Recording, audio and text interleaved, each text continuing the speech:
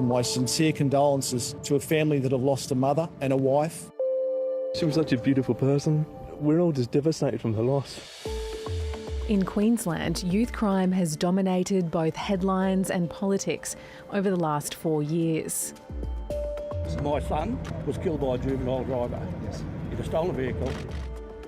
There's no justice. So I know who I'll be voting for, and it won't be who's in now. Adult crime, adult crime.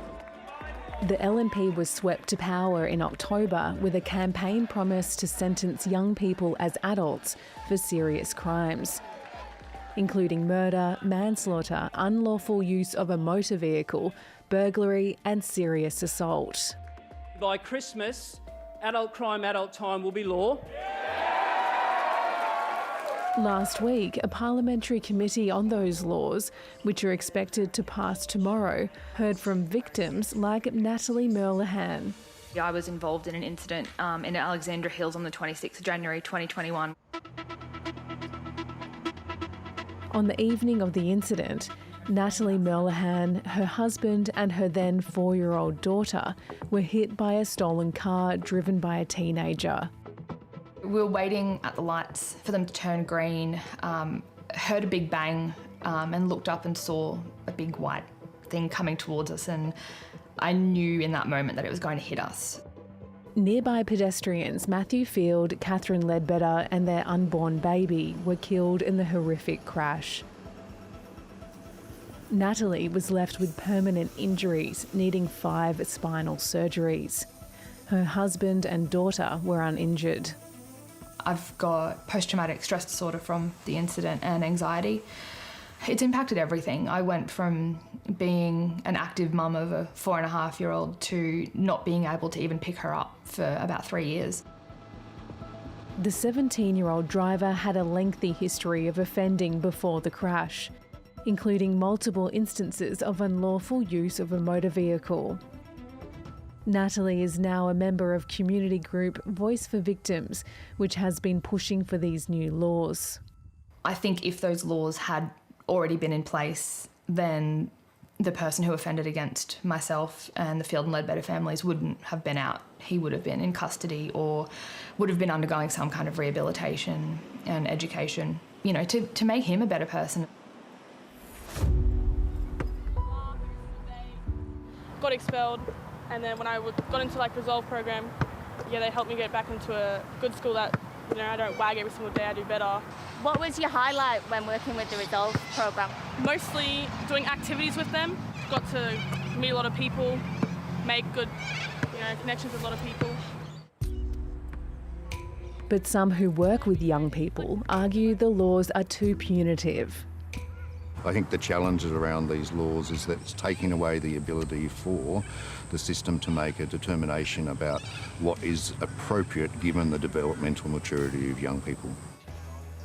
In Logan, south of Brisbane, community organisation YFS works with young people, from those struggling at school to others who have committed crimes.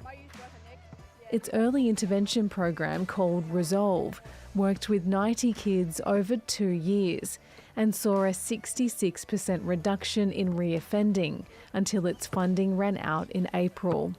Early intervention and diversion from the justice system is going to have better economic outcomes in the long run.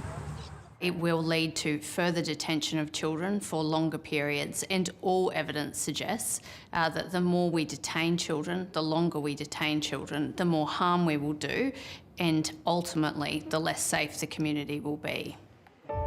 The Queensland Council of Social Service says its sector needs more funding too, with only 10% of youth justice funding invested in community organisations.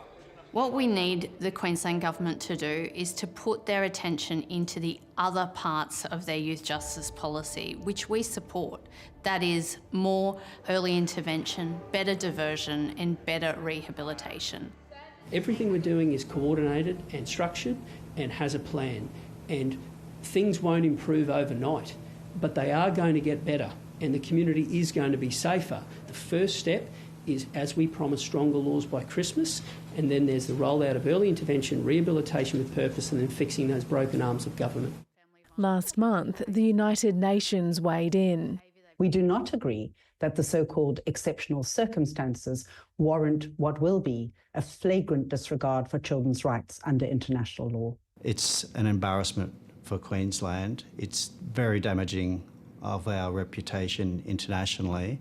And as Queensland moves closer to the Olympics, the world is going to be looking at how we treat our First Nations people. First Nations groups expressed their dismay at the laws at the Parliamentary Committee and asked that maximum penalties only apply to those over 14. The age of criminal responsibility in Queensland is 10.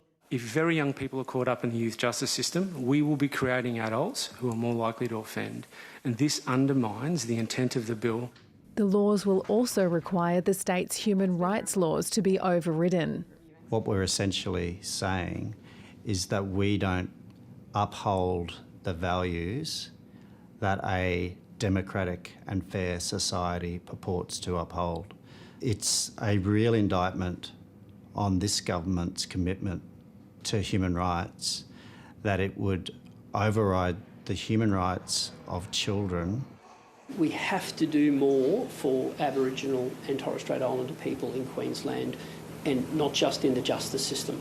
And the greatest way we can do that is by making sure that they have access to an education and health system and housing, and giving the structures to keep them on the straight and narrow like other kids. Natalie Merlihan says she's hopeful that there will be some change. We've been doing what we're doing for the past 10 to 15 years and it hasn't made a difference. I guess trying something new, you always hope that there'll be some impact. I hope that with all the steps that the LNP has pledged, that we will see some positive change.